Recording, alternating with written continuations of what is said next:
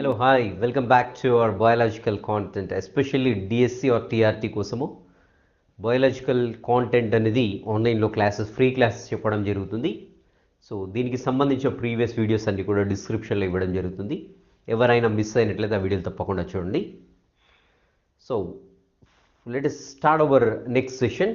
So already మనం చెప్తూనే ఉన్నాము, ఆ సెషన్లో ఒక 2 పార్ట్స్ 3 పార్ట్స్ కావడం జరిగింది. నెక్స్ట్ సెషన్ ఏంటో చూద్దాము. సో మొక్కల నుండి ఆహారోత్పత్తి. సో అది దాంట్లో వచ్చేసి మనము కీటకాల ద్వారా ఎలా మనం నష్టపోతాము, సో కీటకాల ద్వారా ఏ విధంగా నష్టపోతున్నామనే టాపిక్ ఏం చూద్దాం ఇప్పుడు. సో కీటకాలు అంటే మనకు తెలిసిందే. సో దీంట్లో మనకు 2 రకాల కీటకాలు ఉంటాయి, రైట్. సో కొన్నేమో ఉపయోగకరమైన కీటకాలు ఉంటాయి, రైట్. సో రెండవది వచ్చేసి హానికరమైనటువంటి కీటకాలు ఉంటాయి. సో హానికరమైన కీటకాలు. సో మనకందరికీ తెలిసిందే, ఉపయోగకరమైన కీటకాలు ఏం చేస్తాయంటే సాధారణంగా మన పంటలకు ఉపయోగకరంగా ఉంటాయి. సో ఎలా ఉపయోగపడతాయని చూసినట్లయితే మనందరికీ తెలిసిందే, ఒకటి వచ్చేసి పాలినేషన్లో ఉపయోగపడతాయి, రైట్. సో పాలినేషన్లో ఉపయోగపడతాయి. పాలినేషన్ అంటే మనకు తెలిసిందే పరాగ సంపర్కంలో ఉపయోగపడతాయి. సో మళ్ళీ ఇంకా దీంట్లో ఉపయోగపడతాయంటే కొన్ని రకాల శత్రు కీటకాలని సంహరిస్తాయి. ఇవే శత్రు కీటకాలు అంటే దేనికి శత్రువులు? పంటకు శత్రువులు. సో అలాంటి కీటకాలని, అలాంటి పురుగుల్ని ఏంటంటే కొన్ని ఉపయోగకరమైనటువంటి కీటకాలు వాటిని చంపేస్తూ మనకి పంట నుండి ఎక్కువ దిగుబడి రావడానికి ఉపయోగపడుతూ ఉంటాయి.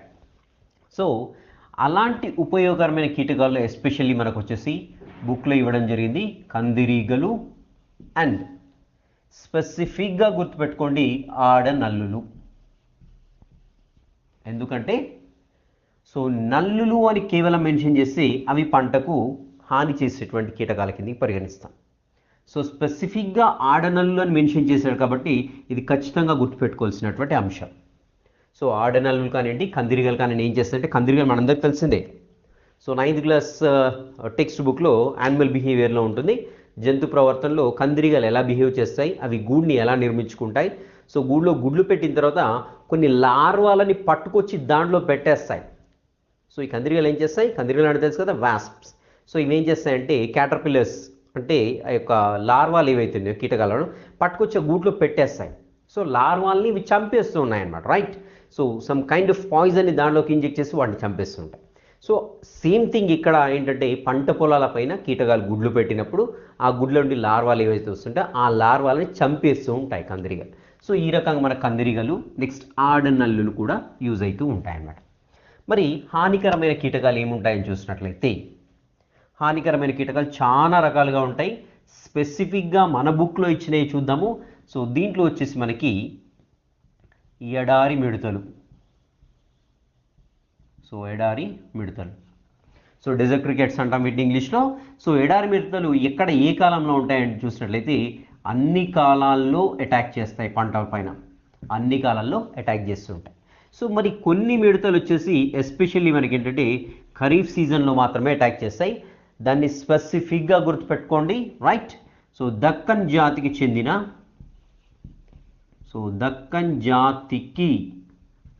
చెందిన రెక్కలు లేని, సో ఎక్కడ ఎలా అయినా క్వశ్చన్ కన్ఫ్యూజ్ చేసే ఛాన్స్ ఉంది, రెక్కలు లేని ఆకు మిడతలు. సో ఇవి ఎస్పెషల్లీ వచ్చేసి ఏంటంటే మనకి ఖరీఫ్ సీజన్ అంటే రైనీ సీజన్లో పంటలపైన అటాక్ చేస్తాయి. బట్ ఎడారి మిడతలు వచ్చేసి చూడండి, అవి ఏ కాలంలో అయినా పంటలు నాశనం చేయడానికి రెడీగా ఉంటాయి. సో బట్ ఇక్కడ ఖరీఫ్ సీజన్లో వచ్చేసి దక్కన్ జాతికి చెందినటువంటి రెక్కలు లేని ఆకు మిడతలు అనేటువంటి కీటకాలనో అవి స్పెషల్లీ ఖరీఫ్ సీజన్లో అటాక్ చేసేసి డ్యామేజ్ చేస్తూ ఉంటాయి. సో మరి ఖరీఫ్ సీజన్లో మనకి వర్షాకాలంలో పంటలు బాగా పండుతాయి కాబట్టి ఆ పంటలు మొత్తం బాగా తినేస్తూ ఉంటాయి కీటకాలు. తినేసి ఏం చేస్తాయి? గుడ్లు పెడతాయి, రైట్. సో తిన్నాయంటే దాని అర్థం ఏంటంటే అన్ని రకాలుగా డెవలప్ అవుతాయి, ఈవెన్ రీప్రొడక్టివ్ ఆర్గాన్స్ మంచిగా ఫుల్ డెవలప్ అయ్యేసి అవి గుడ్లు పెట్టడం జరుగుతుంది. సో మరి గుడ్లు ఎక్కడికి పోతాయని చూసినట్టయితే గుడ్లు ఆ యొక్క పంట మొక్కలపైన ఉండొచ్చు, కోత కోసినప్పుడు పంట మొక్కలతోటైనా వెళ్ళొచ్చు, లేదంటే నేలలో పడి నేలలో అలాగే ఉండిపోతాయి గుడ్లు. సో మళ్ళీ ఎప్పుడు ఈ గుడ్లు ఒడిసాయి పొదగబడి మళ్ళీ కీటకాలు ఏర్పడతాయని చూసినట్లయితే మళ్ళీ నెక్స్ట్ రైనీ సీజన్కి అంతా అవి వచ్చేసి మళ్ళీ గుడ్ల నుండి లార్వా నుండి కీటకాలు రావడం జరుగుతుంది. అందుకని చూడండి, దున్నడం వల్ల లాభాలు ఉన్నది కదా. సో దున్నినప్పుడు కీటకాల లార్వాలు బయటపడతాయి. ఎక్కడున్నాయి కీటకాల లార్వాలు? సో ఇలా వస్తాయన్నమాట. అవి గుడ్లు పెట్టినప్పుడు నెక్స్ట్ మళ్ళీ ఖరీఫ్ సీజన్కి అంతా కూడా అవి గుడ్లని లార్వాలుగా వచ్చేస్తూ ఉంటాయి అన్నమాట. సో ఇవి వచ్చేసి మనకి ఏంటంటే హానికరమైన కీటకాలు స్పెసిఫిక్గా మెన్షన్ చేయడం జరిగింది, రైట్. సో మరి కొన్ని హానికరమైన కీటకాలు ఏంటంటే వైరస్లకు వాహకాలుగా పనిచేస్తాయి. సో వైరస్ల వల్ల మనకు తెలిసిందే మొక్కలపైన అనేక వ్యాధులు వస్తాయి. కొన్ని కీటకాలు ఏంటంటే ఈ వైరస్లని ఒక మొక్క నుండి మరొక మొక్క మీకి తీసుకెళ్తూ ఉంటాయి. ఆ కీటకాలు ఏంటి అని చూసినట్లయితే స్పెసిఫిక్గా మెన్షన్ చేయడం జరిగింది బుక్లో. తెల్లదోమలు, నెక్స్ట్ అదేవిధంగా రసం పీల్చే కీటకాలు.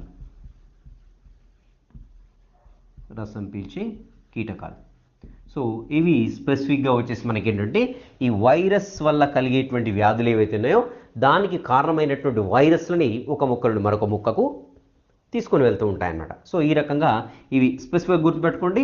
ఎస్పెషల్లీ వైరస్ వల్ల కలిగేటువంటి వ్యాధులు ఏవైతే ఉన్నాయో ఆ కలుగజేసే వైరస్లు ఏవైతే ఉన్నాయో వాటిని తెల్లదోమలు కానివ్వండి, రసం పీల్చే కీటకాలు కానివ్వండి ఒక మొక్క నుండి మరొక మొక్కకి తీసుకొని వెళ్తూ ఉంటాయి, రైట్.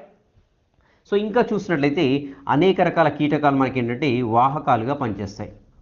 ఓన్లీ కీటకాలైనా ఇంకా జంతువులు కూడా, అంటే చాలా జంతువులు కూడా వాహకాలుగా పనిచేస్తాయి. వాహకాలు అంటే మనకు తెలిసిందే వెక్టార్స్. సో ఇవేం చేస్తాయి? The transmit the diseases from one plant to other plant. Okay, so అవేంటి అని చూసినట్లయితే ఈ వాహకాల్లో చూడండి. సో కోతులు, గుర్తుపెట్టుకోండి, కుందేళ్ళు. సో ఇవి రెండు కూడా ఒకే సైజు ఉంటాయి కాబట్టి నేను ఒక గ్రూప్ చేయడం జరిగింది. కోతులు, కుందేలు ఆల్మోస్ట్ ఆల్. ఓకే, నెక్స్ట్ ఇంకా చూసినట్లయితే ఎలుకలు. Okay, next గబ్బిలాలు. నెక్స్ట్ ఇంకా చూసినట్లయితే మనకి ఉడతలు. సో ఇవన్నీ కూడా ఒకే సైజు ఉంటాయి కాబట్టి వీటిని కూడా గ్రూప్ చేయడం. సో ఇవన్నీ కూడా మిక్చర్ లాగా ఇచ్చాడు, మొత్తం అన్ని కూడా కలిపేసి ఇచ్చాడు. బట్ మనం గ్రూప్ చేసుకుందాం ఈజీగా అర్థం కావడానికి. ఓకే, ఎలుకలకు రెక్కలు వస్తే గబ్బిలాగా మారిపోతాయి కదా. సేమ్ ఆల్మోస్ట్ ఆల్ ఎలుక ఉన్నట్టే ఉంటుంది గబ్బిలం. సో నెక్స్ట్ ఎలుకల మాదిరిగా ఉడతలు కూడా ఉంటాయి కాబట్టి సో మనకి సో వీటిని ఒక గ్రూప్ చేయడం జరిగింది. సో మరి ఇంకా ఏంటంటే చూసినట్లయితే గుర్తుపెట్టుకోండి. సో ఎండ్రకాయలు, నత్తలు, నల్లులు. సో గుర్తుపెట్టుకోండి, ఇక్కడ నల్లు మనకి నెగిటివ్, నల్లులు ఇక్కడ వచ్చేసి మనకి నెగిటివ్ ఎఫెక్ట్ ఉన్నాయి ఇక్కడ, రైట్. ఇక్కడ ఆడనల్లు వచ్చి మనకి పాజిటివ్ ఎఫెక్ట్ ఉన్నది. సో అందుకనే స్పెసిఫిక్గా దీన్ని గుర్తుపెట్టుకోమని చెప్పేది. సో ఆడనల్లులు పంట మొక్కలకు హాని చేస్తాయా, ఉపయోగకరంగా ఉంటాయా? నల్లులు పంట మొక్కలకు హాని చేస్తాయా, ఉపయోగకరంగా? ఈ పాయింట్ ఆఫ్ వ్యూలో ట్విస్ట్ చేసేటువంటి ఛాన్స్ ఉంది కాబట్టి స్పెసిఫిక్గా గుర్తుపెట్టుకోండి. ఇంకా వచ్చేసి రోకలి బండలు. సో మరి రోకలి బండలు అంటే ఏవైనా జీవా మరి తెలియదు నాకు కూడా.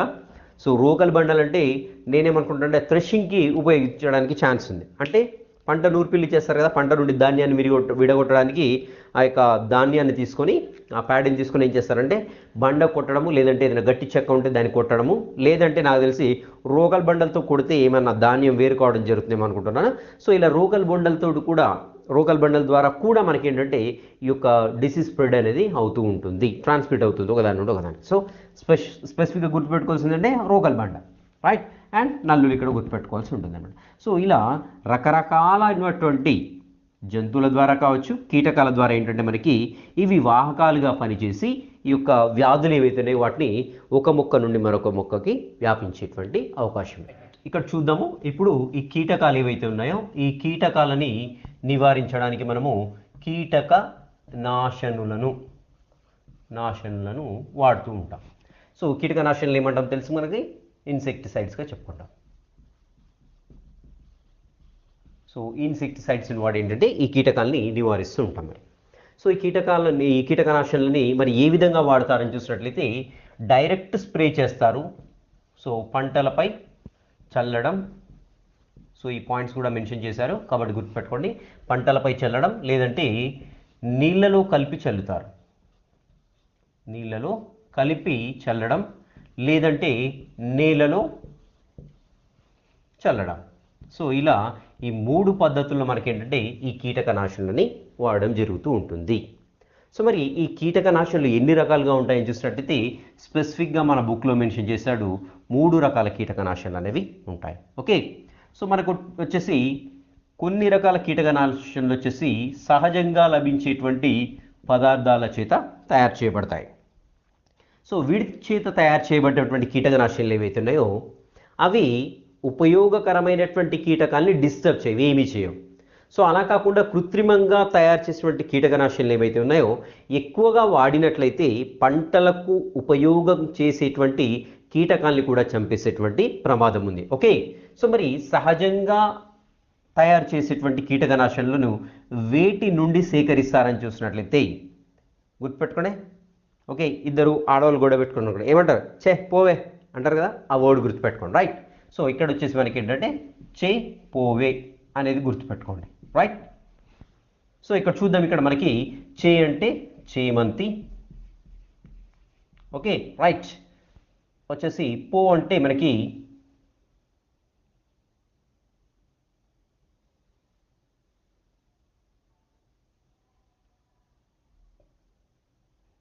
పో అంటే మనకి పొగాకు. నెక్స్ట్ వే అంటే వేప. సో చూడండి ఇక్కడ చేమంతి, పొగాకు, వేప. సో వీటి నుండి ఏంటంటే కీటకనాశనలు తయారు చేసినట్లయితే ఆ కీటకనాశనలు అనేవి పర్యావరణానికి హాని చేయకుండా ఉంటాయి, వేరే ఉపయోగకరమైనటువంటి మిత్ర కీటకాలని చంపవు. నెక్స్ట్ ఇంకోటి వచ్చేసి అకర్బన కీటకనాశనలు. అకర్బన కీటకనాశనలు. సో ఇనార్గానిక్ ఇన్సెక్టిసైడ్స్, వీటిని ఏమంటామంటే ఇనార్గానిక్ ఇన్సెక్టిసైడ్స్. మరి ఇవి వేటి చేత తయారైతాయని చూసినట్లయితే మనకి, సో గుర్తుపెట్టుకోండి, ఇక్కడ ఒకసారి నన్ను ఎస్పీ గారు తీసుకెళ్లారు స్టేషన్కి. తీసుకెళ్తే ఏం ఏం లేదు, నన్ను ఫ్లోర్ మీద కూర్చోబెట్టారు. కూర్చోబెట్టి 1,00,000 ప్రశ్నలు A to Z క్వశ్చన్స్ అడగడం జరిగింది. సో దీనికి జస్ట్ ఒక చిన్న స్టేట్మెంట్ తయారు చేసుకున్నాము. అకర్బన కీటకనాశనలకి ఎస్పీ గారు నన్ను ఒకసారి స్టేషన్ తీసుకెళ్ళి ఫ్లోర్ పైన కూర్చోబెట్టి నన్ను 1,00,000 A to Z క్వశ్చన్లు అడగడం జరిగింది. రైట్, సో చూద్దాం. ఇక్కడ ఎస్ అంటే వచ్చేసి సల్ఫర్, పి అంటే ఫాస్ఫరస్, ఫ్లోర్ అంటే ఫ్లోరిన్, రైట్, ఏ అంటే ఆర్సెనిక్, జెడ్ అంటే జింక్. సో వీటి చేత సాధారణంగా అకర్బనిక కీటకనాశనలు అనేవి తయారు చేయడం జరుగుతుంది. సో గుర్తుపెట్టుకోండి, ఎస్పీ గారు నన్ను తీసుకుపోయి ఫ్లోర్ పైన కూర్చోబెట్టి A to Z క్వశ్చన్లు అడగడం జరిగింది. సో అది వచ్చేసి మనకి ఏంటంటే కోడ్ సెంటెన్స్. సో ఎస్ అంటే సల్ఫర్, పి అంటే ఫాస్ఫరస్, ఫ్లోర్ అంటే ఫ్లోరిన్, ఏ అంటే ఆర్సెనిక్, జెడ్ అంటే జింక్. సో వీటి చేత ఏంటంటే ఈ అకర్బనిక కీటకనాశనలు తయారు చేయడం జరుగుతుంది. సో ఇంకోటి వచ్చేసి ఏంటంటే కర్బన కీటకనాశనలు. కర్బన కీటకనాశనలు. సో కర్బన కీటకనాశనలు అంటే ఆర్గానిక్ ఇన్సెక్టిసైడ్స్. మరి ఇవి వీటి చేత తయారైతాయని చూసినట్లయితే చూద్దాము. సో రెండైతే ఖచ్చితంగా గుర్తుపెట్టుకుందాం మనం. DDT ఒకటి, నెక్స్ట్ అదేవిధంగా BHC. సో DDT స్ప్రే చేస్తే కీటకాలు చనిపోతే మనం సాధారణంగా వింటూ ఉంటాం. సో మరి DDT అంటే ఏంటని చూసినట్లయితే DDT అంటే dichloro, okay, diphenyl ట్రైక్లోరోఈథేన్.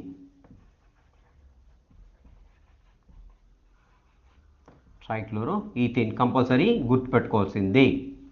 Dichloro, diphenyl, trichloroethane. So DDT full form అని. ఓకే, నెక్స్ట్ BHC అంటే ఏంటంటే బెంజిన్ హెక్సా క్లోరైడ్. సో ఇది కూడా గుర్తుపెట్టుకోవాల్సింది. ఇవి రెండు గుర్తుపెట్టుకోండి. సో కర్బన కీటకనాశనలు వచ్చేసి మనకి ఏంటంటే DDT అండ్ BHC. సో ఇవి స్ప్రే చేసినప్పుడు ఓరల్స్ నీళ్ళలో కలిపి చల్లినప్పుడు కీటకాలు చనిపోవడానికి ఛాన్స్ ఉంది. సో వీటితో పాటు ఇంకా మనకి ఇంకో 5 6 ఇవ్వడం జరిగింది. సో వాటికి ఒకటి చిన్నది ఒకటి కోడ్ సెంటెన్స్ చెప్పుకుందాము. ఓకే రైట్, సో గొడవలో క్లారిటీ లేక,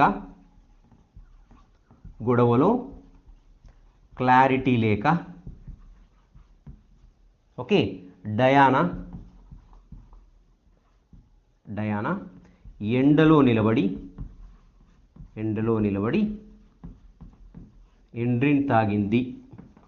ఎండ్రిన్ తాగుతుంటే,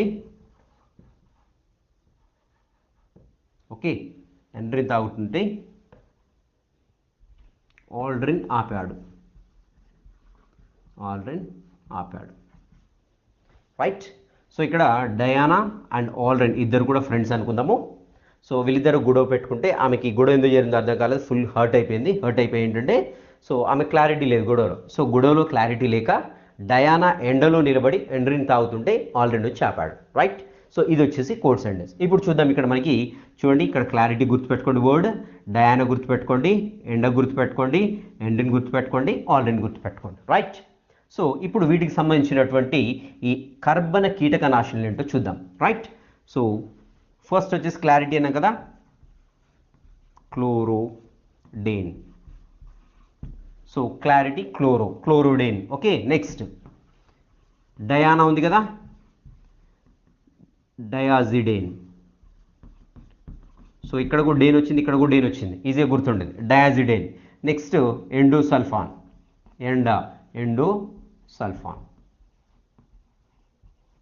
ఎండోసల్ఫాన్. రైట్. సో ఎండ్రిన్ మనకు తెలిసిందే, డైరెక్ట్ ఎండ్రిన్ వర్డే. నెక్స్ట్ ఆల్డ్రిన్ కూడా ఆల్డ్రినే. సో ఇవన్నీ ఏంటి అంటే రైట్. సో మీరు ఎప్పుడైనా ఏదైనా కోడ్ వర్డ్ తయారు చేసినా, లేదంటే కోడ్ సెంటెన్స్ తయారు చేసినా, లేదంటే సబ్స్టిట్యూట్ వర్డ్ తయారు చేసినా, అది ఎంతగా అయితే ఆ సెంటెన్స్ గుర్తుపెట్టుకుంటారో అది దేనికనే విషయాన్ని కూడా గుర్తుపెట్టుకోండి స్పెసిఫిక్గా అది దేనికి. సో ఇక్కడ ఒకటి చదివారు, సో దేనికి ఇది, సో అకర్బన కీటకనాశనల లేదా సహజ కీటకనాశనలు, దేనికి ఇది సెంటెన్స్ అనేది కంపల్సరీ గుర్తుపెట్టుకోవాల్సి ఉంటుంది. రైట్. సో ఈ వర్డ్ వచ్చేసి ఏంటంటే మనకి కర్బన కీటకనాశనలకి ఎగ్జాంపుల్గా చెప్పుకున్నాం. రైట్. సో ఇలా మనకి ఏంటంటే ఈ కీటకనాశనలు 3 రకాలుగా ఉంటాయి. ఈ 3 రకాలుగా ఇవన్నీ ఉంటాయి. సో వీటితోటి ఏంటంటే స్ప్రే చేసినప్పుడు కీటకనాశనలు అనేవి చనిపోతుంటాయి. మరి కీటకనాశనలు ఎంత మోతాదులో వాడాలి, ఎప్పుడు వాడాలి అనేది దాని మీద క్లియర్గా అవగాహన ఉన్నప్పుడు మాత్రమే సో మనం ఆ కీటకాలని చంపడానికి వీలు ఉంటుంది. రైట్. సో కీటకనాశనలు అధిక మోతాదులో వాడినప్పుడు ఏమవుతుందంటే నీటి కాలుష్యం జరుగుతుంది. రైట్. నీటి కాలుష్యం జరుగుతుంది, అదేవిధంగా నేల కాలుష్యం కూడా జరుగుతుంది. సో దీనిపైన మనకి 1960లో 1960 సంవత్సరంలో రేచల్ కార్సన్ అనేటువంటి రచయిత్రి సైలెంట్ స్ప్రింగ్ అనేటువంటి ఒక బుక్ని రాయడం జరిగింది. సో ఒక బుక్ని రాయడం, రేచల్ కార్బన్ అని గుర్తుపెట్టుకోండి, ఈజీగా గుర్తుంది. సబ్స్టిట్యూట్ వర్డ్ ఇక్కడ రేచల్ కార్బన్ అని గుర్తుపెట్టుకుంటే ఈజీగా గుర్తుంటుంది. బట్ యాక్చువల్గా ఈమె పేరు ఏంటంటే కార్సన్. ఓకే. సో ఇక్కడ సైలెంట్ స్ప్రింగ్ అనే బుక్ రాసింది. మరి ఈ బుక్లో ఏం రాసిందని చూసినట్లయితే మనం ఈ కీటకనాశనలు ఎస్పెషల్లీ DDTని ఎక్కువగా ఉపయోగించడం వల్ల ఇది నెమ్మదిగా చిన్న మొక్కల్లోకి వెళ్ళిపోతుంది, చిన్న జంతువుల్లోకి వెళ్ళిపోతుంది. సో అక్కడ వాటిని తిన్నటువంటి చేపలు ఏవైతున్నాయో చేపల్లోకి వెళ్ళిపోతుంది ఈ DDT. రైట్. సో ఇక్కడ చేపలు ఒకటే ముక్కలు తింటాయా, 10 ముక్కలు తింటాయి. సో ఏమవుతుంది ఇక్కడ బయోమాగ్నిఫికేషన్. ఫస్ట్ వచ్చేసి బయో అక్యుములేషన్, అంటే జలచరాలకు చిన్న మొక్కలకి ఈ యొక్క జంతువుల్లోకి చేరడాన్ని బయో అక్యుములేషన్. సో ఈ ఫుడ్ చైన్ నుండి పాస్ అయిపోతూ ఉంటుంది, మనందరికీ తెలిసిన విషయమే. సో ఫుడ్ చైన్ నుండి ఇది పాస్ అయిపోయేటప్పుడు అంటే దాని యొక్క పరిమాణం అనేది పెరిగిపోతూ ఉంటుంది. That is bio magnification. Magnify అంటే ఎక్కువ కావడం. రైట్. సో బయో అంటే జీవుల్లో ఈ యొక్క కాలుష్య పదార్థాలు లేదంటే ఈ కీటకనాశనలు అనేవి ఎక్కువ కావడాన్ని బయో మ్యాగ్నిఫికేషన్ అంటారు. సో ఇలా బయో మ్యాగ్నిఫికేషన్ అంటే చేపలను ఏంటంటే పక్షులు తింటాయి. ఇలా పక్షులు తిన్నప్పుడు ఈ యొక్క DDT పక్షుల యొక్క శరీరంలోకి వెళ్ళి కాల్షియం మెటబాలిజంని డిస్టర్బ్ చేస్తాయి. సో అప్పుడు ఏంటంటే గుడ్లు ఏవైతే గుడ్లో ఎగ్స్ ఉన్నాయో వాటిపైన పింక్ అనేది పలుచగా అయిపోతుంది. గుడ్ల పైన ఎగ్స్ పైన షెల్ ఏదైతే ఉందో it becomes very thin. So పలుచగా అయిపోయి ఏంటంటే దాంట్లోంచి అవి గుడ్డు పెట్టగానే పగిలిపోతూ ఉంటుంది. సో కాబట్టి ఆటోమేటిక్గా అక్కడ జనాభా అనేది డిస్టర్బ్ అవుతుంది, కాబట్టి పర్యావరణం యొక్క సమతుల్యతను దెబ్బతింటుంది అనేసి ఈ యొక్క రేచల్ కార్సన్ అనేటువంటి రచయిత్రి చెప్పడం జరిగింది. మీరు ఇక్కడ గుర్తుపెట్టుకోవాల్సింది ఏంటంటే ఈ యొక్క రచయిత్రినేమో ఆమె రాసినటువంటి బుక్ ఏదైతే ఉందో గుర్తుపెట్టుకోవాలి. నెక్స్ట్ ఆమె దేని గురించి, ఏ కీటకనాశనం గురించి ఆ బుక్లో చెప్పడం జరిగిందంటే DDT గురించి చెప్పింది. సో దాని ఫలితం ఏంటంటే గుడ్ల యొక్క ఆ షెల్ ఏదైతే ఉందో గుడ్డు పైన పెంక్ ఏదైతే ఉందో పలుచగా మరి పగిలిపోవడం జరుగుతుంది. ఇది గుర్తుపెట్టుకోవాల్సినటువంటి అంశాలు. Okay, is it clear? Okay, next వచ్చేసి ఎరువులు వాడడం.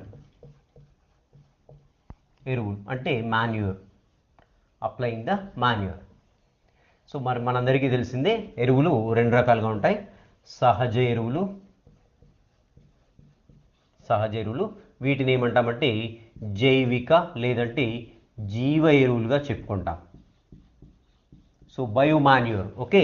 అండ్ సెకండ్ వన్ వచ్చేసి అంటే న్యాచురల్ మాన్యూర్ ఆర్ బయోమాన్యూర్గా చెప్పుకుంటాము.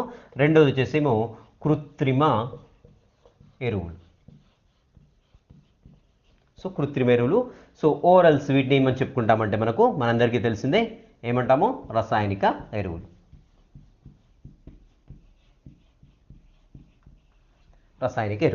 సో మనకి సహజ ఎరువులు ఎస్పెషల్లీ మనకు తెలిసిందే. సో మొక్కలు చనిపోయినటువంటి మొక్కలు కావచ్చు, లేదంటే జంతు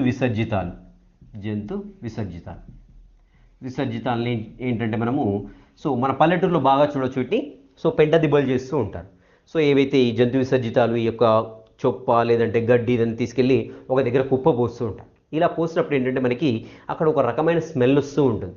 ఎందుకు వస్తుంది స్మెల్ ఏంటి అని చూసినట్లయితే దాంట్లో అవి డీకంపోజ్ అయిపోతుంటాయి. సో డీకంపోజ్ కావడానికి మనకి రెండు రకాల బ్యాక్టీరియాలు స్పెషల్లీ ఏంటంటే నైట్రోబ్యాక్టర్ గుర్తుపెట్టుకోండి, నెక్స్ట్ అజిటోబ్యాక్టర్. సో ఇవి రెండు బ్యాక్టీరియాల వల్ల ఏంటంటే ఇక్కడ ఉన్నటువంటి పదార్థాలు ఏవైతే మొత్తం కూడా డీకంపోజ్ అయిపోతూ ఉంటాయి. డీకంపోజ్ అయిపోయి ఇంకా మొక్కలకు మంచి ఎరువుగా ఉపయోగపడుతూ ఉంటుంది. సో కొన్ని రోజులు కులిపోయిన తర్వాత ఏం చేస్తారు, ఈ రైతులంతా దాన్ని తీసుకెళ్ళేసి పొలంలో చల్లిస్తూ ఉంటారంట. సో ఇది వచ్చేసి ఏంటంటే సహజ ఎరువులు. ఓకే. సో ఇంకా కాకుండా మనకు చాలా కూడా ఉంటాయి. పచ్చి రొట్టాన ఉంటుంది, సో పంచగవ్య అని ఉంటుంది. నెక్స్ట్ 9th క్లాస్లో మనకు అవన్నీ కూడా రావడం జరుగుతుంది. బట్ 8th క్లాస్లో వచ్చేసి ఈ రెండింటి గురించి ఇవ్వడం జరిగింది. ఓకే. నెక్స్ట్ వచ్చేసి రసాయనిక ఎరువులు. సో రసాయనిక ఎరువులు అనగా మనకు వెంటనే స్పెసిఫిక్గా వచ్చేసి ఎన్పీకే ఎక్కువగా ఉంటుంది వాటిలో రసాయనిక ఎరువులు. సో ఎన్పీకే అంటే మనకు తెలిసిందే nitrogen, phosphorus and potassium. So NPK ఎరువులుగా చెప్పుకుంటాము. సో దీంట్లో వచ్చేసి మనకి ఏంటంటే యూరియా, నెక్స్ట్ వచ్చేసి డిఏపి. ఓకే. నెక్స్ట్ వచ్చేసి ఇంకా మనకి potash, next super phosphate. So ఇవన్నీ కూడా ఏంటంటే మనకి రసాయనికంగా కర్మాగారంలో తయారైన ఎరువులు కాబట్టి రసాయనిక ఎరువులుగా చెప్పుకుంటాము, లేదంటే కృత్రిమ ఎరువులుగా చెప్పుకుంటూ ఉంటాం. రైట్. సో మరి వీటిని ఎక్కువగా ఉపయోగిస్తే ఏమవుతుందని చూసినట్లయితే నేల సారవంతం తగ్గిపోతుంది.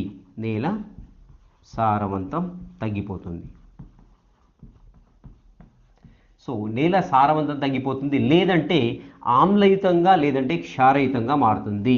గుర్తుపెట్టుకోండి, ఆమ్లయుతంగా లేదంటే క్షారయుతంగా మారుతుంది.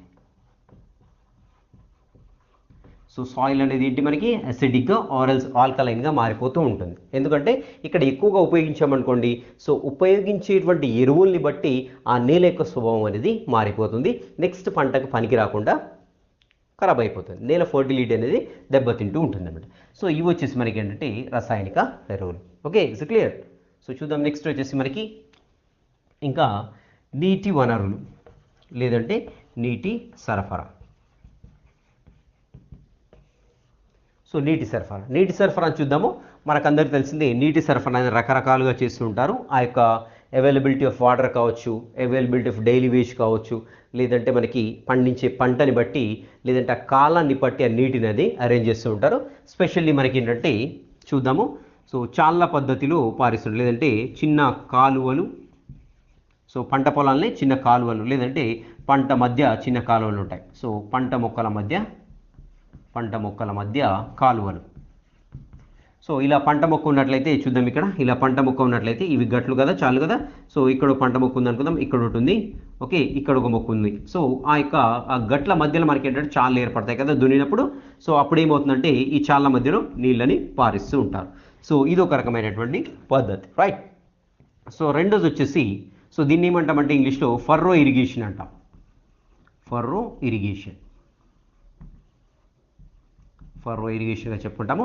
ఇంకోటి వచ్చేసి నెక్స్ట్ మడులు నింపడం. సో కొన్ని రకాల పంటలు పండించడం, మడులు మొత్తం కంప్లీట్గా వాటర్ తోటి నింపాలి. ఎస్పెషల్లీ మనకి వరి చూసినప్పుడు ఏంటంటే మనకి మడులు నింపేస్తూ ఉంటారు. దీన్ని ఏమంటామంటే బేసిన్ ఇరిగేషన్గా చెప్పుకుంటాం. సో బేసిన్ అంటే మనకు తెలిసిందే చిన్న పాత్ర అంటే దాంట్లో ఫుల్గా నింపేస్తాం కాబట్టి దీన్ని బేసిన్ ఇరిగేషన్గా చెప్పుకుంటాం. సో మూడోది వచ్చేసి ఏంటంటే మనం ఇంకా ఒడిసే బిందు సేద్యం. బిందు సేద్యం అంటే దీన్ని ఏమంటామంటే డ్రిప్ ఇరిగేషన్ అంటాం. డ్రిప్ ఇరిగేషన్ అంటాం. సో బిందు సేద్యం అంటే ఏం చేస్తారంటే ఒక పెద్ద పైప్ ఉంటుంది, మనందరికీ తెలిసిందే. సో దాని నుండి చిన్న చిన్న పైపులు ఉంటాయి. సో ఎక్కడైతే మొక్క పెరుగుతూ ఉంటుందో ఆ యొక్క పైపు మొక్క పెరిగే ప్రాంతంలో చిన్న రంధ్రం చేయడం జరుగుతుంది. సో దీంట్లో వాటర్ వచ్చేస్తుంది, దీంట్లో వాటర్ వచ్చి ఇలా వెళ్ళిపోతుంది, వెళ్ళిపోయి ఇక్కడ పడుతుంది, మొక్క కంప్లీట్గా పీల్చుకుంటుంది. అది నెమ్మదిగా. సో మన కూలీ అవసరం కూడా తక్కువగా ఉంటుంది. సో ఎప్పుడైతే రిక్వైర్మెంట్ ఉందో వాటర్ సప్లై ఏం చేస్తామంటే పైప్ నుండి పైపుల ద్వారా అక్కడికి వెళ్ళిపోతూ ఉంటుంది. So this kind of irrigation is known as the drip ఇరిగేషన్గా చెప్పుకుంటాం. సో ఇంకోటి వచ్చేసి ఏంటంటే స్ప్రింక్లర్స్. సో స్ప్రింక్లర్ల పద్ధతి మనకు తెలిసింది ఏంటంటే మనకి ఎస్పెషల్లీ ఏంటంటే నీరు తక్కువగా లభించే ప్రాంతాల్లో, అదేవిధంగా కూలీలు లభించనిటువంటి ప్రదేశాలు ఏంటంటే మనకి ఈ స్ప్రింక్లర్ల పద్ధతిలో మనకి నీటిని సరఫరా చేస్తుంటారు. సో స్ప్రింక్లర్స్ అంటే మనకు అందరికీ తెలిసిందే, జస్ట్ చిన్న స్ప్రింక్లర్ ఇలా ఉంటుంది. సో రొటేట్ అయిపోతూ ఉంటుంది. సో రొటేట్ అయినప్పుడు ఏంటంటే ఇలా వాటర్ అనేది మనకి స్ప్రింకిల్ అంటేనే చిమ్మడం, రైట్. సో ఇలా చిమ్మడాన్ని ఏమంటామంటే స్ప్రింకిల్ అంటాం. సో ఇది రొటేట్ అవుతుంది కాబట్టి దీన్ని స్ప్రింక్లర్ల పద్ధతి అంటాం. సో ఎస్పెషల్లీ ఏంటంటే స్ప్రింక్లర్ల పద్ధతి ఇసుక నేలలో బాగా యూజ్ అవుతుంది. ఇసుక నేలలో పండేటువంటి పంటల్లో స్ప్రింక్లర్ల పద్ధతిని ఉపయోగిస్తారు. గుర్తుపెట్టుకోవాలి కంపల్సరీ, రైట్. ఇసుక నేలల్లో ఏ పద్ధతి ద్వారా నీటిని సరఫరా చేస్తారంటే స్ప్రింక్లర్ల పద్ధతిలో నీటిని సరఫరా చేయడం జరుగుతుంది. సో ఎందుకు ఒకేసారి సరఫరా చేయొచ్చు కదా, పీల్చేసుకుంటాం, రైట్. సో నెమ్మదిగా స్ప్రింక్లర్ అయితే ఏమవుతుంది, అది మొక్క పీల్చుకోవడానికి అవకాశం ఎక్కువగా ఉంటుంది. సో అది వచ్చేసి మనకి ఏంటంటే స్ప్రింక్లర్ల పద్ధతి. సో ఈ 4 రకాలుగా మనకి నీటిని సరఫరా చేయడం జరుగుతూ ఉంటుంది. ఓకే, మనకు తెలిసింది కలుపు మొక్కలు. కలుపు మొక్కల్ని ఏ విధంగా తీసేయాలి? కలుపు మొక్కలు స్పెషల్లీ ఏమిటంటే వీటిని వీడ్స్ అంటాం. So weeds, right. సో మరి కలుపు మొక్కలు దేనికి పోటీ పడతాయి? పంట మొక్కలతో చూసినట్లయితే ఆహారం కోసం పోటీ పడతాయి, రైట్. అంటే పోషకాలు, అదేవిధంగా నీరు కోసము, నెక్స్ట్ ఆవాసం కోసం పోటీ పడి మన యొక్క పంట మొక్కని పెరగనీయకుండా అడ్డుకుంటూ ఉంటాయి. సో అంతేకాకుండా ఇంకేంటంటే ఇవి అనేక కీటకాలకు కానివ్వండి, లేదంటే సూక్ష్మజీవులకు కానివ్వండి, ఇవి ఆవాసాన్ని ఇస్తూ ఉంటాయి. ఇంతేనా? ఇంకా ఏమైనా ఉందంటే ఇంకా ఏంటంటే మనకి ఎలర్జీ వంటి వ్యాధుల్ని కలుగజేస్తాయి. ఎలర్జీ వంటి వ్యాధుల్ని కలుగజేస్తుంటాయి. ఎస్పెషల్లీ మనందరికీ తెలిసిందే పార్థీనియం. పార్థీనియం మొక్క తెలుసు కదా. సో ఏమంటాం దీన్ని? వయ్యారి భామగా చెప్పుకుంటాం.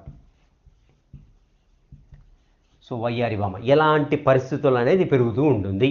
సో మరి వయ్యారి భామ వల్ల నష్టం ఏంటి అని చూసినట్లయితే దీని నుంచి వచ్చేటువంటి పుప్పొడి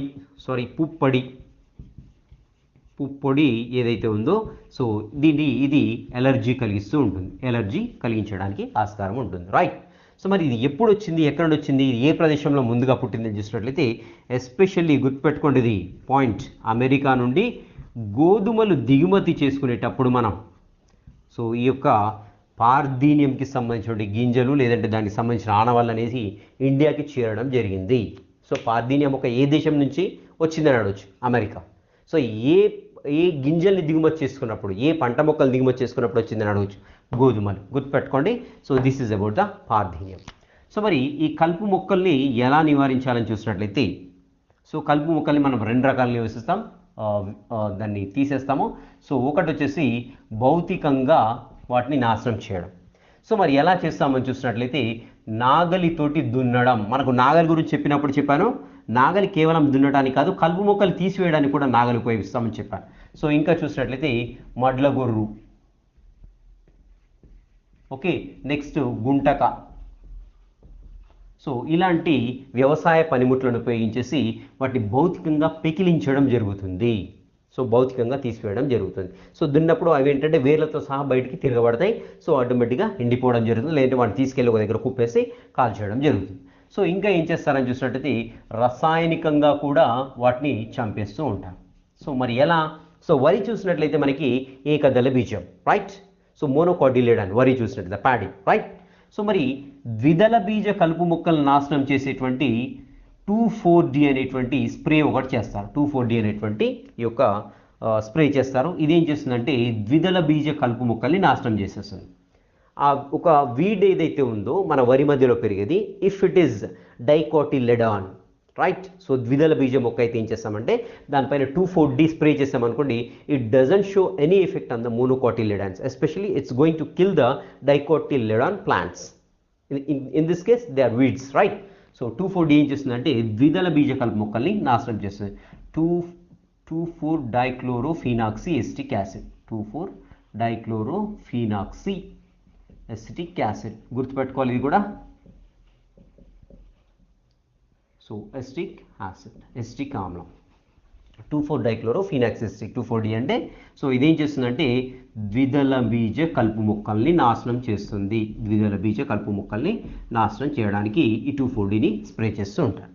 సో మరి మనకి కలుపు మొక్కలు ఎన్ని రకాలుగా ఉంటాయి? ఎస్పెషల్లీ వరిలో చూసినట్లయితే మనకు చాలా రకాల కలుపు మొక్కలు పెరుగుతుంటాయి. ఎస్పెషల్లీ మనకు వచ్చేసి ఏంటంటే గరిక, ఓకే గుర్తుపెట్టుకోవాల్సిందే కంపల్సరీ. నెక్స్ట్ వచ్చేసి మనకి సుఖభోగి, నెక్స్ట్ వంజ, నెక్స్ట్ ధారక, నెక్స్ట్ బురద తుంగ,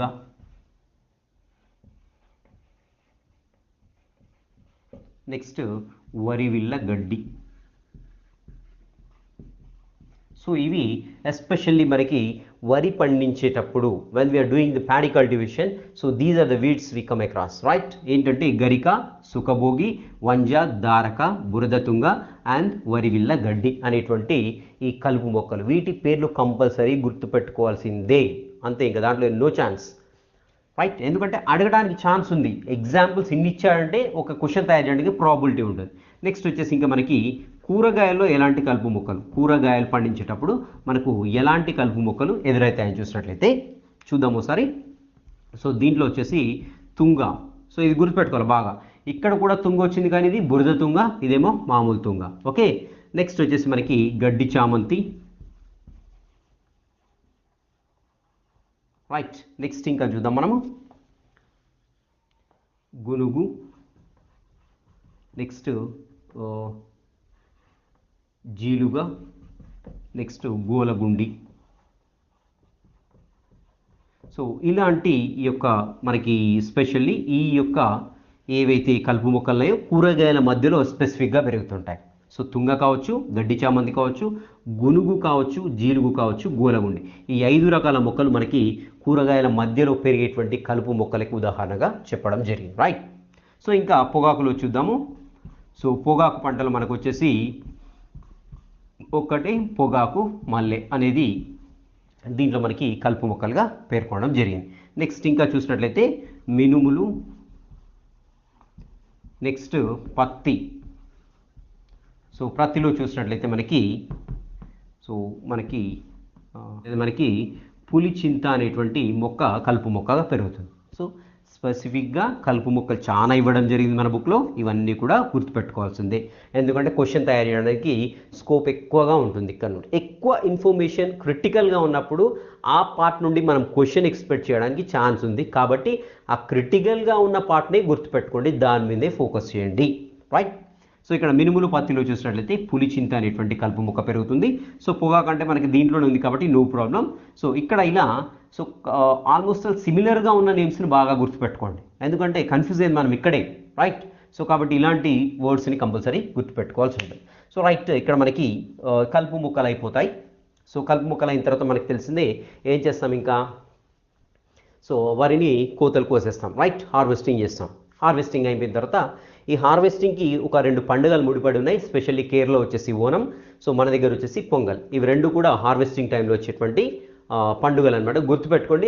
ఇవి కూడా మనకి టెక్స్ట్ బుక్ ఈ యొక్క లెసన్ ఏదైతే ఉందో ఆ లెసన్ స్టార్టింగ్లో ఇవ్వడం జరిగింది, రైట్.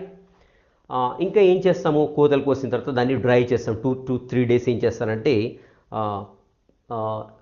యొక్క పొలంలోని దాన్ని ఎండబెట్టడం జరుగుతుంది. సో ఎండబెట్టిన తర్వాత ఏం చేస్తారంటే మనకు తెలిసిందే, సో పంట నూర్పిల్లు లేదంటే ధాన్యాన్ని వేరు చేయాలి. ఎలా వేరు చేయాలి, సో బండ మీద కొట్టడం ద్వారా, లేదంటే ఒక చెక్క బల్ల ఉంటుంది దానిపైన గట్టిగా కొట్టడం ద్వారా అయినా మనం ఈ ధాన్యాన్ని వేరు చేయడం జరుగుతుంది, రైట్. సో ఇలా వేరు చేసిన ధాన్యాన్ని ఏం చేస్తారని చూసినట్లయితే ఎండబెట్టాలి. ఎందుకు ఎండబెట్టాలి, ఆ ధాన్యం తడిగా ఉంటుంది. తడిగా ఉన్నట్లయితే ఏం పెరుగుతుంది, శిలీంధ్రాలు పెరిగేటువంటి అవకాశం ఉంది కదా. తడిగా ఉండి కొంచెం వేడిగా ఉన్నట్లయితే డెఫినెట్గా ఆ ప్రాంతంలో శిలీంధ్రాలు పెరుగుతాయి. సో అప్పుడు ఆ పంట మొక్కలను నాశనం అయిపోతాయి. సో ఏమవుతుందంటే ఇక్కడ ఆ ధాన్యాన్ని ఎండబెట్టిన తర్వాత ఇంకా దాంట్లో చాలా ఉంటుంది, పొట్టు గడ్డి అదంతా ఉంటుంది కాబట్టి దాన్ని వేరు చేయాలి, హస్కుని మొత్తం కూడా వేరు చేయాలి. ఎలా వేరు చేయాలి? తూర్పారబట్టడం అంటాం, దట్ ఈస్ విన్నోయింగ్ అంటాం. సో ఇలా బండకేసి కొట్టడానికి మనం థ్రెషింగ్ అంటాం. పంట నూర్పిల్లు లేకుంటే ధాన్యాన్ని వేరు చేయడాన్ని థ్రెషింగ్గా చెప్పుకుంటాం. సో విన్నోయింగ్ అంటే మామూలుగా తూర్పు ఆరబెడతారు, ఫ్యాన్ లేదంటే పెద్ద గాలి వచ్చే ప్రదేశంలో, ఎత్తుగా ఉన్న ప్రదేశంలో తీసుకెళ్ళి ఇలా ఆ ధాన్యాన్ని ఇలా గాలికి కిందికి పోస్తుంటారు. సో గింజలు ఏదో బరువు అంటే కిందికి వెళ్ళిపోతుంది, లైట్గా ఉన్నాయి మాత్రం ఆ యొక్క ఎయిర్ ఫ్లోకి బయటికి వెళ్ళిపోతుంటాయి. సో దీని తర్వాత ఏం చేస్తారు, ఇంకా దాన్ని నెమ్మదిగా బస్తాల్లో ప్యాక్ చేయడము లేదంటే వాటిని ఇంట్లో నిల్వ చేసుకోవడం చేస్తుంటారు. ఎస్పెషల్లీ ఇంట్లో నిల్వ చేసిన ధాన్యానికి చూడండి, కీటకాల ద్వారా, శిలీంధ్రాల ద్వారా, పక్షుల ద్వారా, ఎలుకల ద్వారా మనకి ఏంటంటే హాని కలిగేది, అంటే ఆ ధాన్యం నాశనం కావడానికి ఛాన్స్ ఉంటుంది. సో కాబట్టి ఏం చేస్తారంటే అక్కడ బస్తాలు పరిచేటప్పుడే ఆ కీటకనాశనం స్ప్రే చేయడము లేదంటే కొన్ని కెమికల్స్ని పెట్టడము, ఎస్పెషల్లీ రోడెంట్స్ ఎలుకలు ఏవైతున్నాయో ఎలుకలు నిలువ చేసిన ధాన్యాన్ని చాలా నాశనం చేస్తుంటాయి, అదేవిధంగా ఈ యొక్క వ్యాధుల్ని కూడా స్ప్రెడ్ చేస్తూ ఉంటాయి. సో కాబట్టి వీటినన్నిటి నుండి కూడా రక్షణ తీసుకొని ధాన్యాన్ని నిల్వ చేస్తూ ఉంటారు. సో ఇది వచ్చేసి కంప్లీట్గా మనకి మొక్కల నుండి మనకి ఆహారం ఎలా ఉత్పత్తి అవుతుంది, సో దాంట్లో ఉండే వివిధ దశలు ఏంటి, ఎస్పెషల్లీ ప్యాడీ కల్టివేషన్ వివిధ దశలన్నీ కూడా ఇవి అన్నమాట, రైట్. సో దీంట్లోంచి క్వశ్చన్ రావడానికి ప్రాబిలిటీ, ఎందుకంటే మనకు కాంప్లెక్సిటీ ఎక్కువ ఉంది, లెసన్లో గుర్తుపెట్టుకోండి, కాంప్లెక్సిటీ ఎక్కువ ఉంది కాబట్టి క్వశ్చన్ ప్రిపేర్ చేయడానికి ఆస్కారం ఉంటుంది. అండ్ ఇప్పటివరకు లెసన్లు అన్నీ కూడా డిస్క్రిప్షన్లో ఉన్నాయి, సో తప్పకుండా చూడండి. And then have a great time.